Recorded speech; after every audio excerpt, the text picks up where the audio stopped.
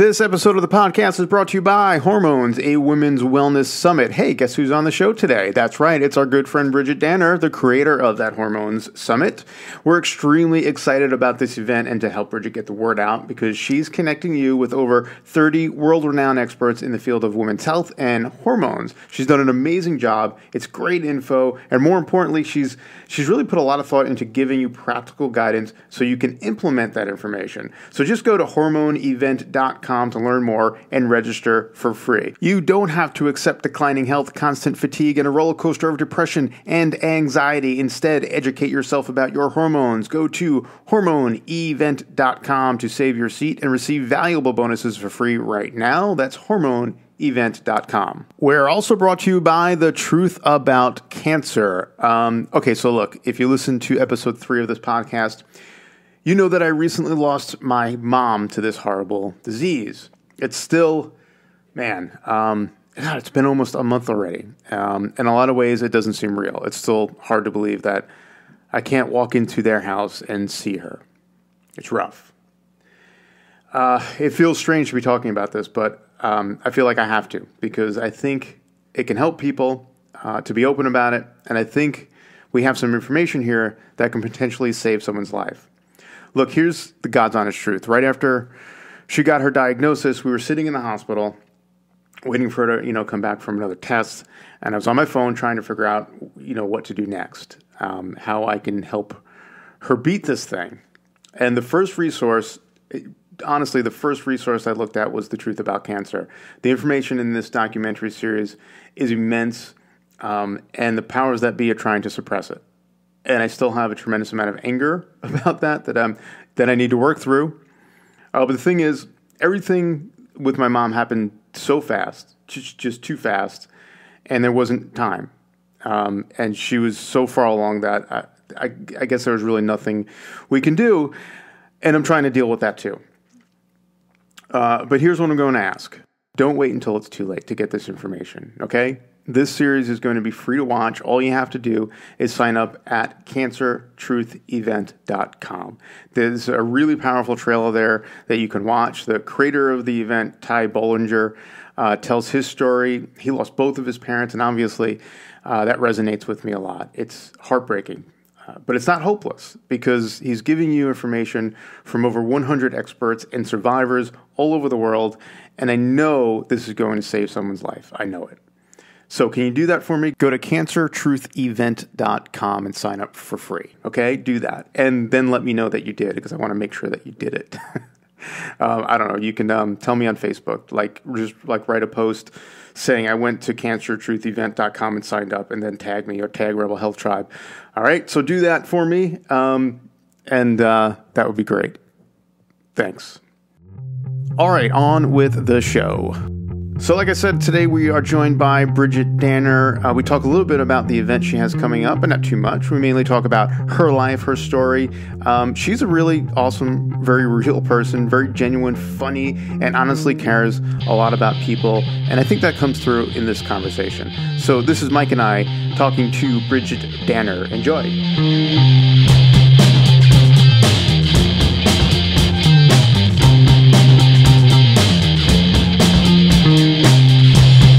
Hey everybody, welcome back to the Rebel Health Tribe podcast. I'm Joe Rignola with Michael Roseline. What's up, Michael? Hey man, how's it going? Going good. Excited. It's going to be a good show. We have Bridgit Danner of BridgitDanner.com today. Hey Bridgit. Hi guys. How's it going? It's going great. I'm happy to be here.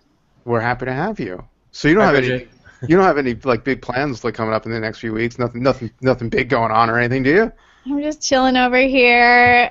Yeah, I have a summit, and you guys have been very supportive in promoting that. It's a summit on hormones. It's called Hormones, a Women's Wellness Summit. So it's all about female hormones, and we have 35-plus speakers. So it's a big event. It's really awesome people. We're really excited to help with it, and I see Mike running around in the background. That was funny. Maybe the dog got into something, but it's going to be really great. You've got amazing people on it. We're really excited. I think our people in particular are going to love it. And if you're interested, it's a free event. 33 different people, Bridgit? We have 35 main 35, speakers, right? but frankly, yeah, we've got like 3 preview speakers, 3 bonus speakers. So Nice. we're topping like 40 speakers. It's crazy. Oh, it's going to be awesome. That's going to be great. So if you want to find out more about that, you can go to hormoneevent.com. That's hormoneevent.com, and it's free, right? Like people can just go and watch it, and it's all good.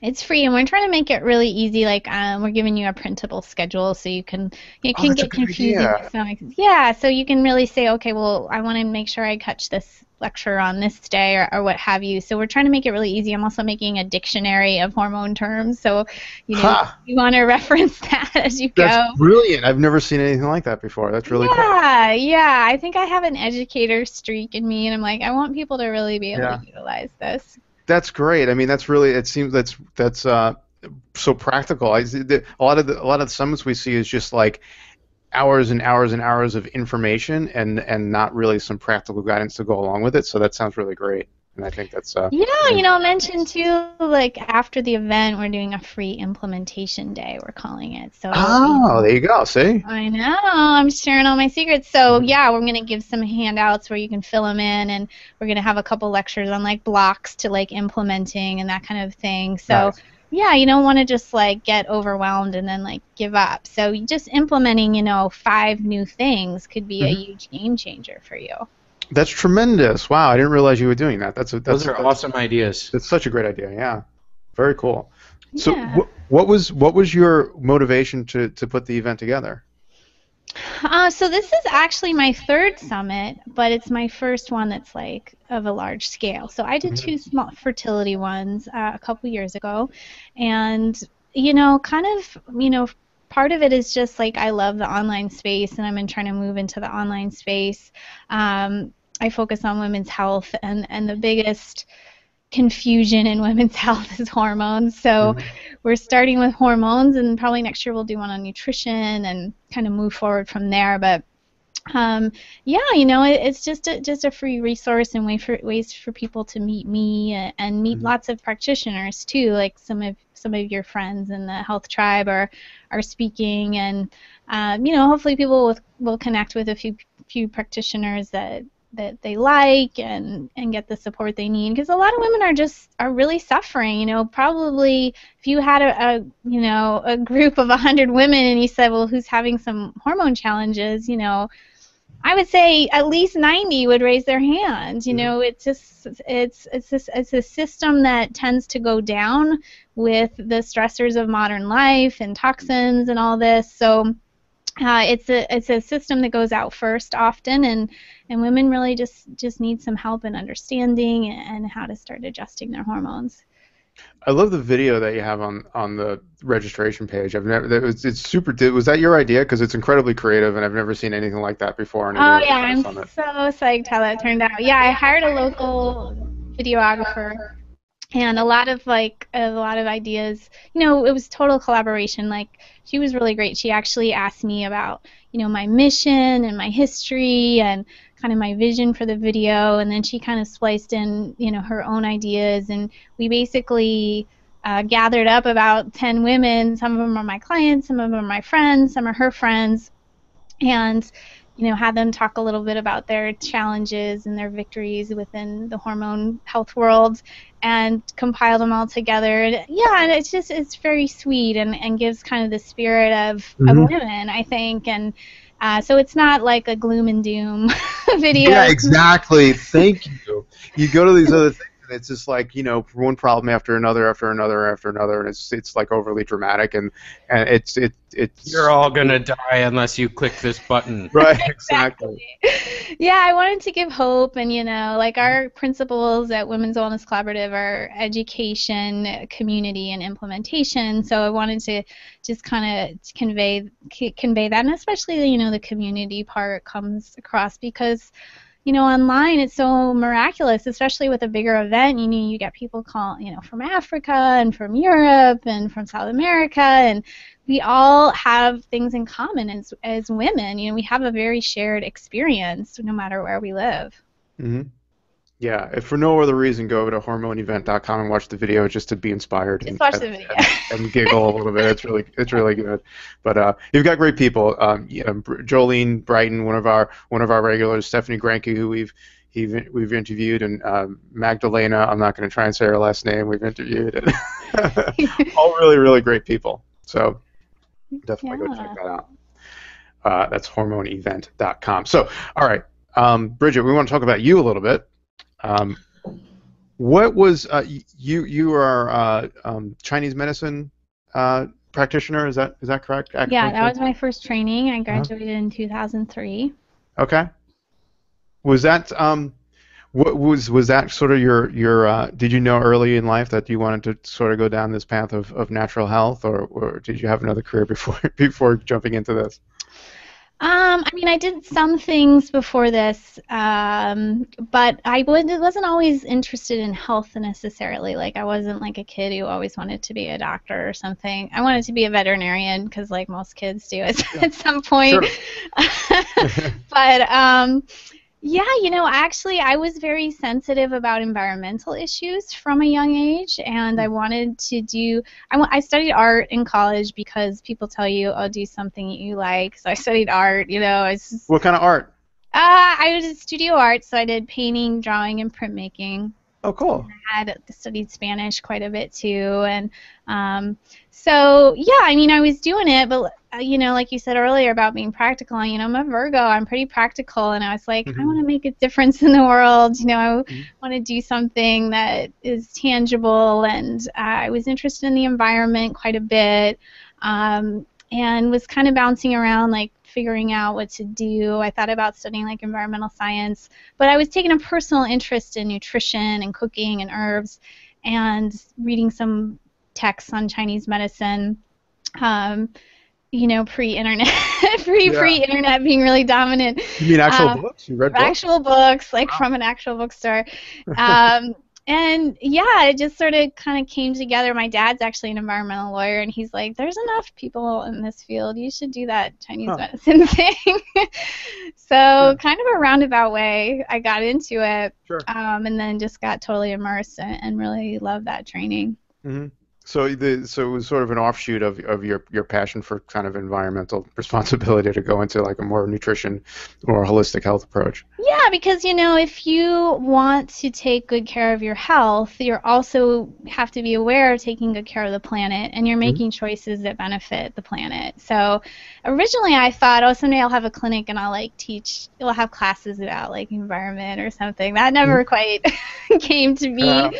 But I do think, you teach people to be aware of their lifestyle and not just kind of buy into like the cultural mainstream choices, and that's an important thing that we do. Wow. So where did you grow up? So I was an Army brat.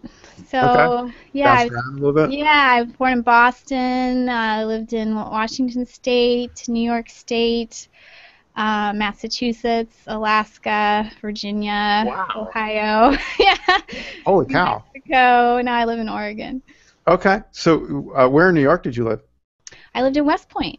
Oh, okay. Oh, yeah, that makes sense. Yeah, sure. Yeah, my dad was working there, and then, I went back a couple summers ago. It's so beautiful. I didn't even really remember. Yeah. It's picturesque there. Very cool. So, where did you spend? You were born in Boston, but when did you move out of there? How old were you when you moved out away from Boston? I was 2. Oh, okay. So you remember nothing about Boston? No, I did revisit there, and I was like, Boston's pretty awesome too. But yeah, I have like. No, the only thing I really say from the East Coast is some of my, the vocabulary develops, at that age. So just little things about. So you were cursing by the time you were 2. I know, really. Just little local, regional words. I took a quiz once online, and they're like, "We think you're from the East Coast," and so I was like, "I guess that's where I picked up, my vocabulary for the most part." Sure. So how old were you when you moved over to the West Coast?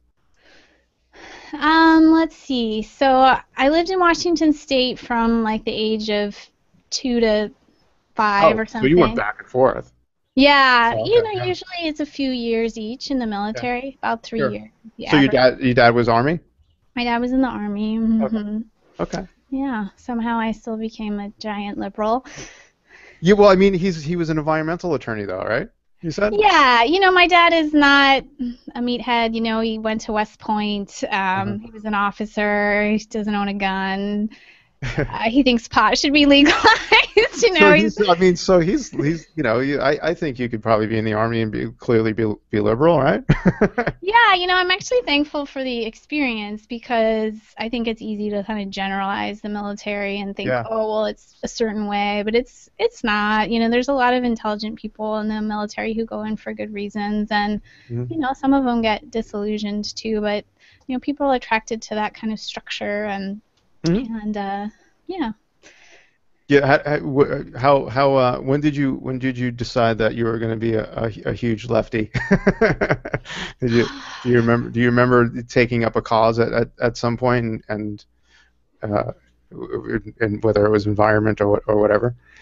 Yeah, it's funny you asked that because I didn't think it was liberal, but like I said, I was very sensitive about environmental things and animal rights from a Hmm. young age.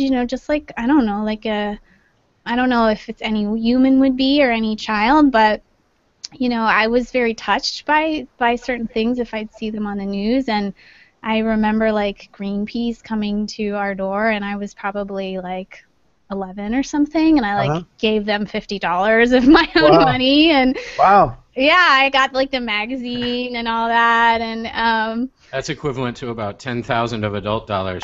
exactly. Yeah, I mean, I didn't think it was liberal, but I was just kind of a sensitive-hearted child, and I think that, and even now I'm a hardened adult.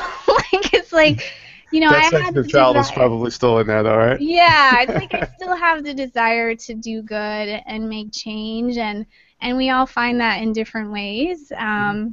So for me, I feel thankful that now I've gotten really clear and connected with supporting women because if we're not feeling well, we can't be as effective. We can't make the changes in the world. So Mhm. this has just been my path, and how I support that change. And yeah, everybody has their own way. Like you guys have your own Mhm. way that you're doing it, and it's so cool. Yeah, no, it's great, and we're building a great tribe, and we're happy to have you a part of that too. But I think this is a different way. Like in my early 20s, I really started.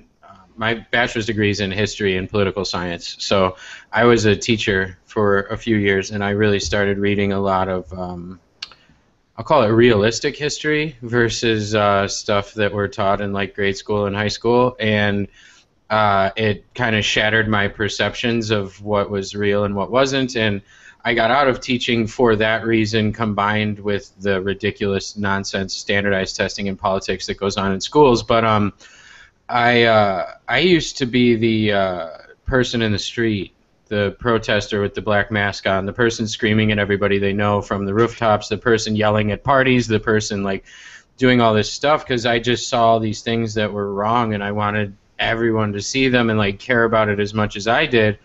And I found that we've just kind of found an indirect way to affect social change in doing what we're doing now. so you were Um, super conservative, really, is what you're saying. yeah, I was like, I don't even know the right word would be considered at that point, but Rebel or a punk? You're probably like yeah, on a list somewhere. I'm for sure on lists. No, I actually got no fly no list. joke when I got back from Aruba 2 years ago. They stopped me on the jetway, like the thing that you walk on to get from the plane to the building.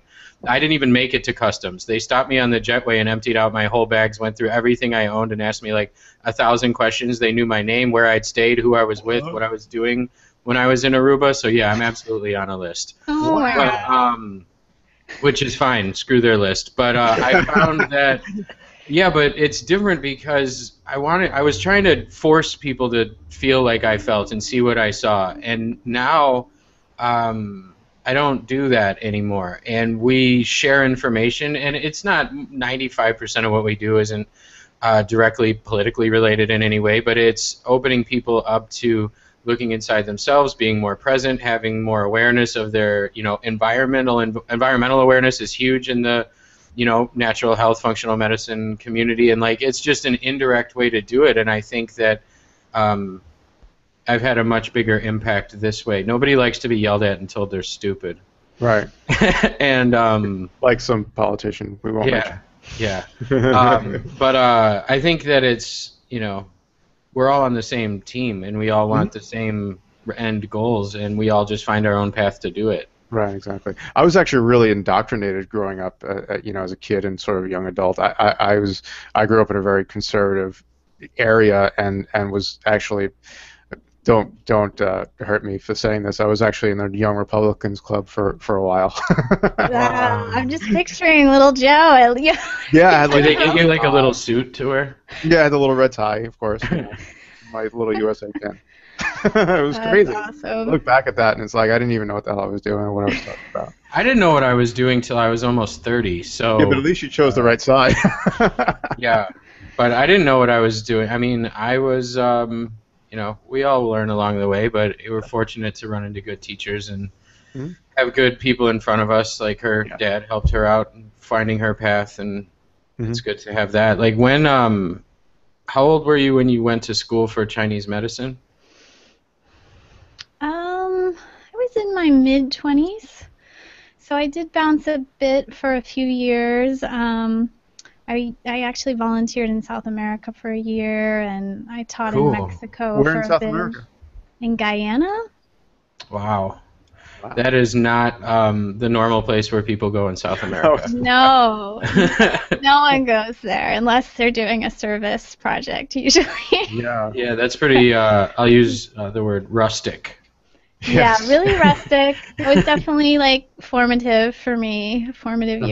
It's a cool experience, though, I'm sure, and it's a perspective-changing experience. And I mean, I've only been to places like similar to that for the longest of like 2.5 weeks, not a whole year.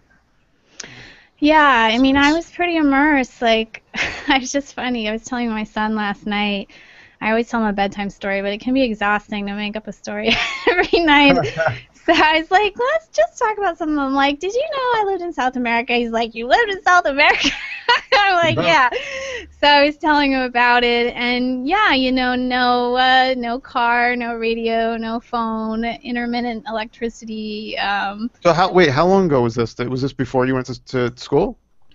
Yeah, so I guess I started school in 2000, so it was a couple years before that, maybe. Okay. Yeah. And how long did you live there for?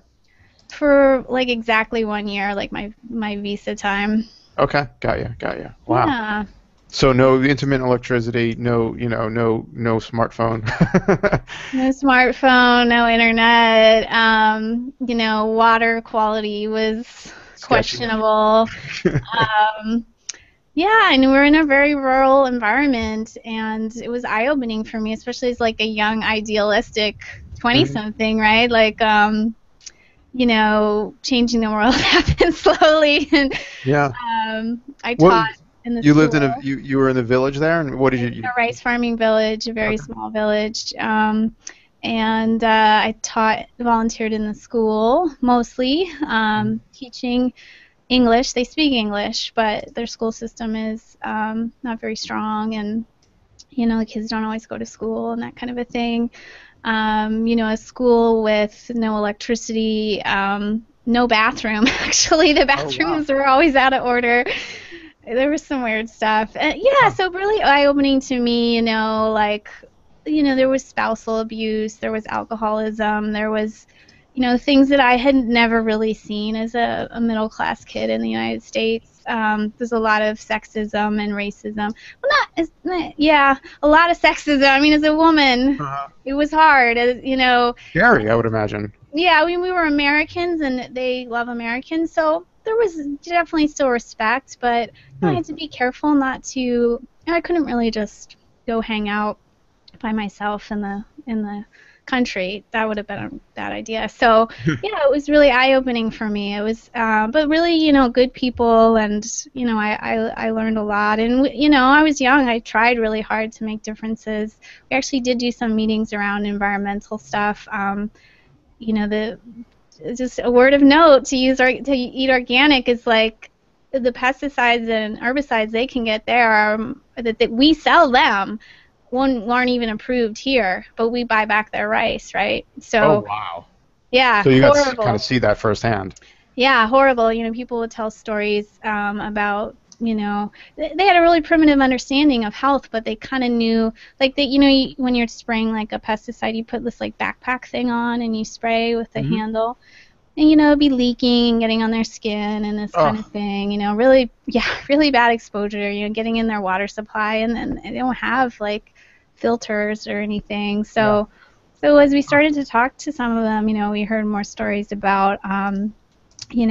People dying young, and I don't even know if they would say it was cancer or what, but they would kind of, just call it, poisoning or something, and it was affecting. There were some good things, like it still was a very primitive environment, so there was some like less toxins in some ways. But yeah, it's our influence in the modern world had definitely reached to for pesticides and herbicides. It's kind of staggering. I mean, just to kind of put it in perspective. I mean, there are chemicals and additives and preservatives and crap that we put in our food here that are banned in most European countries. So if there's something that we ban here, it's got to be pretty bad. It's really bad. It's really bad. It's the cheaper stuff. And it's unconscionable that we sell it to other countries like that. It's but then we buy back the rice, which makes perfect sense. Yeah, if you think, oh well, I'll save a little money and not get the organic, like. People are surprised to learn that. I always buy organic rice. Let me tell you that. Yeah. Rice with arsenic, pesticides. I mean, not even just rice though. But people are always surprised to learn when I teach them that just because a pesticide is banned in the United States doesn't mean that food that has that pesticide on it is banned in the United States. It's just that using the pesticide in the United States is banned.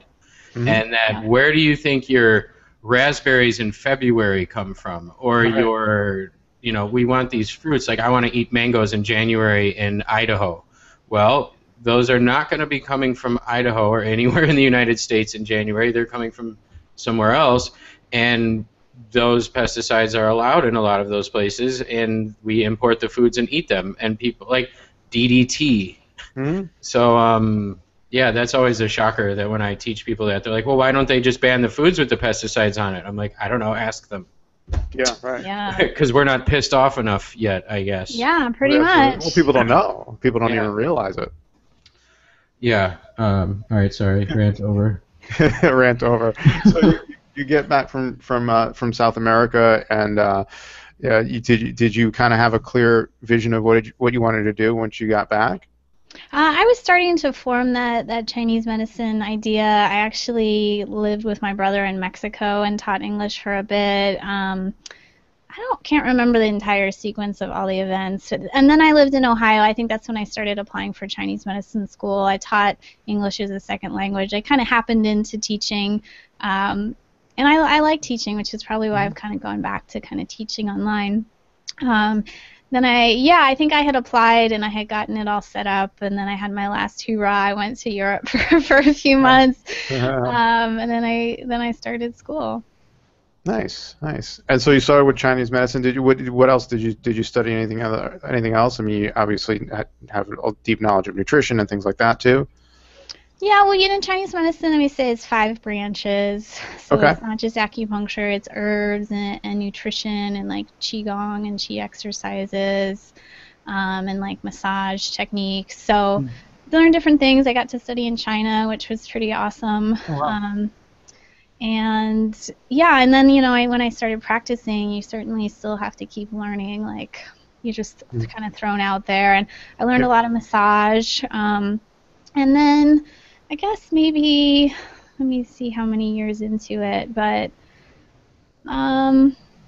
maybe 3 or 4 years into my career, I started to get more into nutrition and functional medicine and coaching. And I usually tell as part of my story that was sort of the push for that was kind of my own difficult pregnancy and postpartum time. So yeah, I started finding like new tools, the new ways to deliver information, and just kind of been slowly adding to the toolbox since then. you have a center there, right? You have a center that you run there in I have Oregon? a clinic, yeah. It's sort of funny right now because I'm so deeply into the online thing, but I have 10 employees supposedly Wow. working up up in another part of the town right now. Wow. So you're kind of in this transition mode right now from having a brick and mortar sort of clinic to having more of an online presence. Yeah, it's been in the making for a long time. Mhm. Just like the pull has really just keeps happening for online. And there's like, as you guys know, there's so many new skills to learn. You know, me and Mike have no idea what you're talking about. Can't relate to that at all. Yeah, so it's been slowly building, and yeah, I still have the clinic here in Portland, though. We have naturopathic, chiropractic, massage, and acupuncture, and So you have um, a number of different practitioners that work for you there. yeah, Nice. yeah. Awesome. Awesome. What's the name of the clinic? It's called Blue Sky Wellness Studio. It's in North Nice. Portland. Cool. Okay. So if anyone's in North Portland, then there you go. You can go meet Bridget in person if she's not, Right, after like after I'm the rarely summit. there. But yeah. After the summit. Yeah, and that was sort of an evolution too. I didn't know much about building a bit like a brick and mortar business. We originally had a yoga center in there. Hmm. I didn't intend to really have like employees as much as like renters, but just the way like Right. a lot of things work with Sure. taxes and business, it kind of just evolved. And yeah, that was also a huge learning experience in my life. Hmm. Absolutely. So this the hormone summit that you're working on now. This is the largest event that you've done so far, right?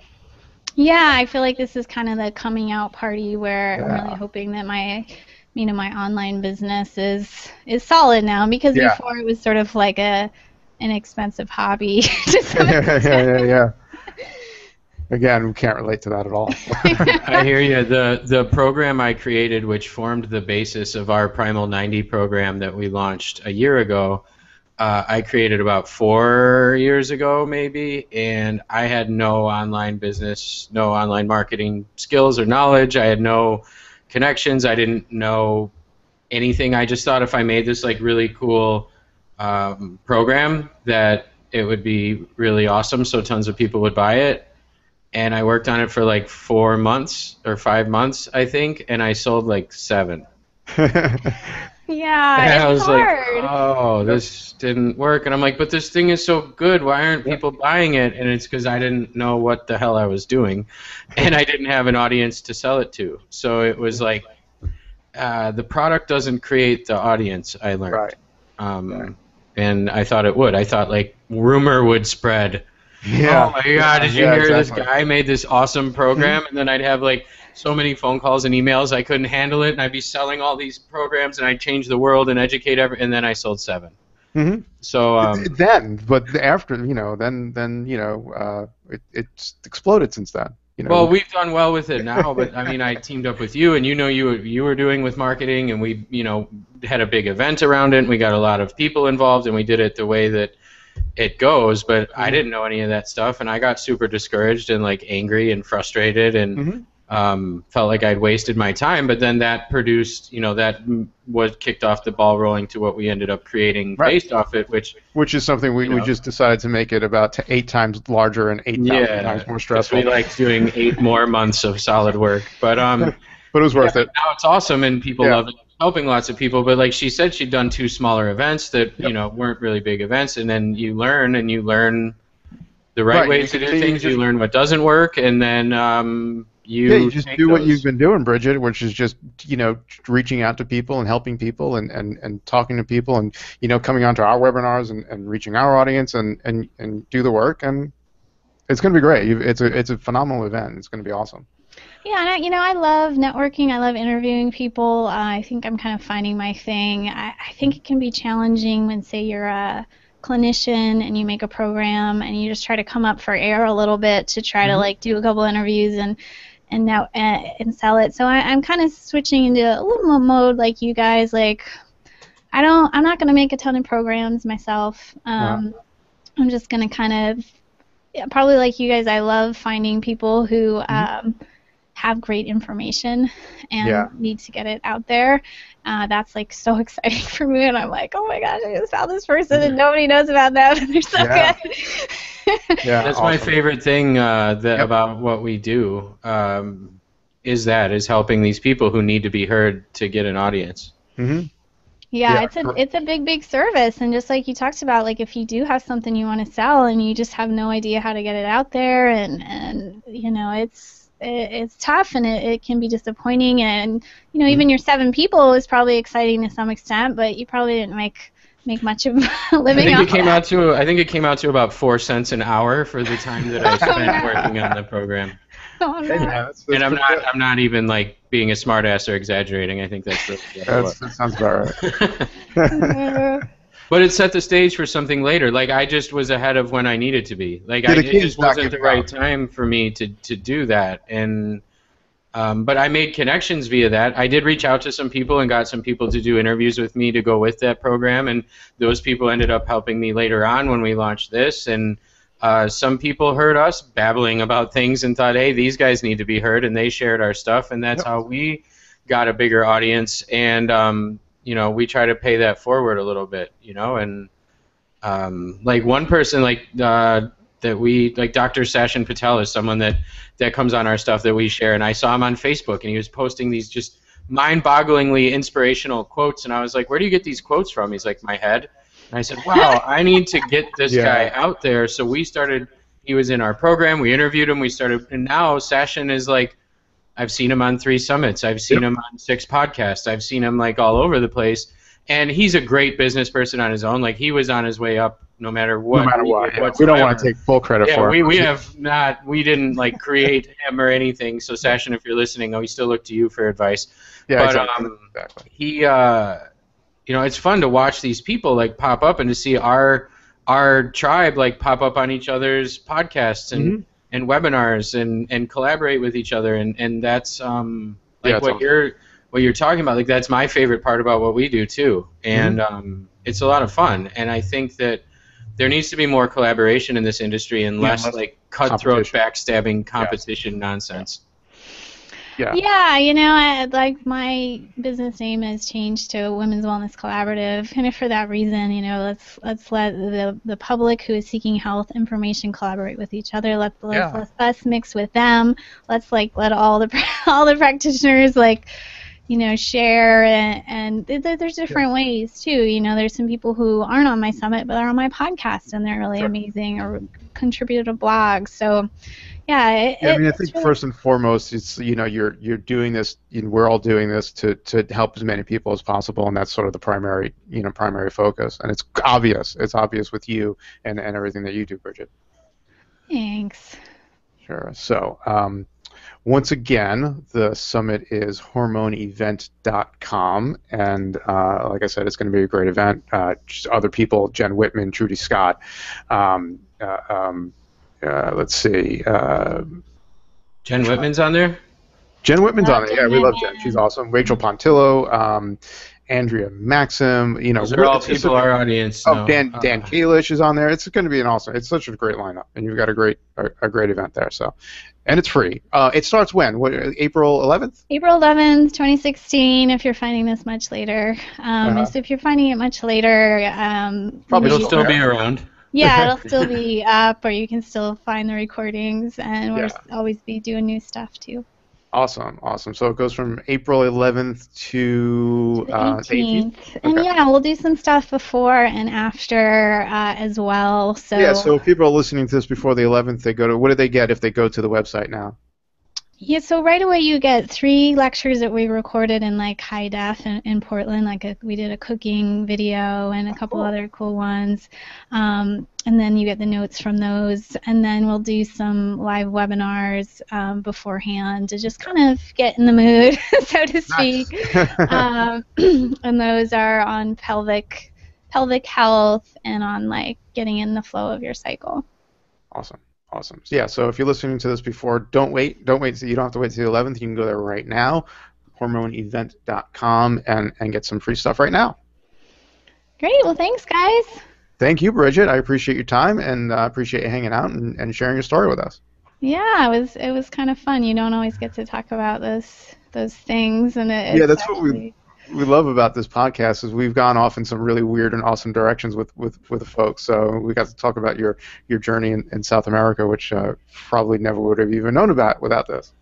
Yeah, I'll have to go and listen so I can get And you the probably dirt needed on a little it. break from talking about hormones. Yeah, exactly. I'm like blowing out my own hormones. Just talking about hormones. We just had That's what happens. Yep. Magdalena on recently, and we talked to her. She's like a world traveler. She's lived in a whole bunch of different countries and traveled all over. And we went off on like crazy tangents on this place and that place and going to this and visiting that and whatever. And at the end, she was like, "Thank you. You know, I don't get to talk about this stuff, or no one talks to me about this." And she said the same thing. It's like nice to talk about something other than hormones for an hour. Yeah, exactly. Yeah. So, she's great too. Yeah. Yeah, and it's interesting how, I'm sure your listeners are going to kind of put all the pieces together. Like, it's interesting, how we grow up and how we're wired and how that shapes, like, what we do now and how we teach now.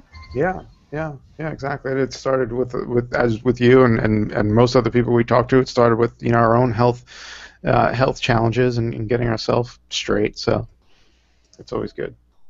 Awesome. Well, thank you, and come back for more soon, hopefully. Yeah, for sure. Yeah, I'm excited to check out as the podcast launches. So I'll be listening. What's it called? Brace yourself. It's Rebel Health Tribe Podcast. Okay. Yeah, we are very original in the naming. Yeah. You know what? Just you don't want to confuse people, right? Exactly. So that's good. Mainly it's us. We don't want to confuse. You're like, wait, what's it called again?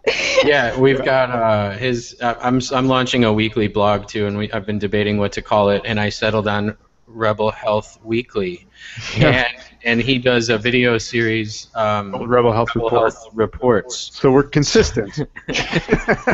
But we do so many different things. If we started naming them different things, we'd forget which thing was what and screw ourselves up. So we have to keep it simple for us. Yeah, the one thing we did name differently from the beginning was Primal 90, and that we're kind of like, should we rebrand it? No, it's nice. It's got a ring to it. It's good. Yeah, I kind of like it. Cool. Yeah. All right, Bridgit. Thanks so much. And for folks who just want to find out more about you, just BridgitDanner.com, right? Bridgit Danner. Yeah, my name smelled a little funny, but it'll probably correct it for you. Okay. Well, how do you spell it? It's Bridgit. Okay. That's not so funny. I don't know. I don't know many Bridgits, so I don't know how they usually spell. I've seen about 4 different spellings of Bridget. Yeah. Yeah. Okay, cool. All right. Thanks, folks. Bye, guys. Bye, Bridget. All right, there it is, our conversation with Bridgit Danner. We hope that you enjoyed that. We sure did. We think that she's pretty awesome, and she's doing great work with the Women's Wellness Collaborative. I like the piece that we talked about at the end about this community of bloggers and content creators and entrepreneurs really supporting each other and helping each other get the word out about the great work that everyone's doing, rather than thinking about these different events as competition. So she's doing great work. So head over to hormoneevent.com to sign up for her Hormone Summit that's coming up very soon. You can sign up there for free and get some bonuses right now. You don't have to wait. And also, please go to cancertruthevent.com and sign up to watch that documentary series for free. I know it's going to be life-saving information for someone out there, so please share that. cancertruthevent.com. Thank you, and we will talk to you soon.